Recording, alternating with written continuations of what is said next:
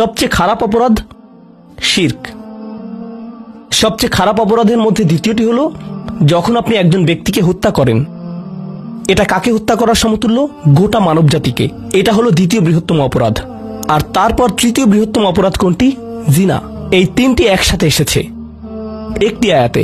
সেজন্য আল্লাহ বলছেন যে এই ব্যক্তিটি বিশেষ ধরনের শাস্তি পাবে, আর সে এই শাস্তিতে রয়ে যাবে অপমানিত অবস্থায়। কিন্তু এমনকি খারাপের ভিতর সবচেয়ে খারাপ, এরপর সবচেয়ে খারাপ ব্যক্তিটি, এই ব্যক্তিটি এজন্য সবচেয়ে খারাপ না যে সে একটি জিনিস করছে, বরং সে সবচেয়ে খারাপ কারণ সে তিনটি জিনিসই করেছে।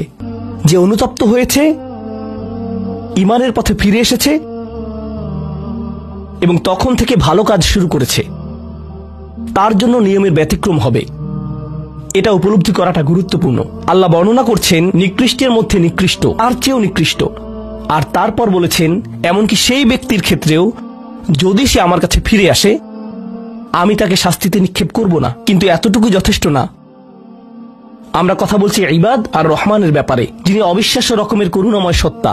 সবচেয়ে বড় পাপ এগুলো। আল্লাহ বলছেন যে পাহাড় সমান তাদের এই সমগ্র পাপ কাজগুলোকে আমি প্রতিস্থাপন করে দিব ভালো কাজ দিয়ে। কিন্তু তারা এখনো কোনো ভালো কাজ করেনি, তারা এখনো নামাজ পড়েনি, তারা এখনো ইবাদত করেনি। মূলত যা করেছে তা হলো অনুতপ্ত হয়েছে, আর এখন থেকে তারা ভালো কাজ করবে। আল্লাহর জন্য এতটুকু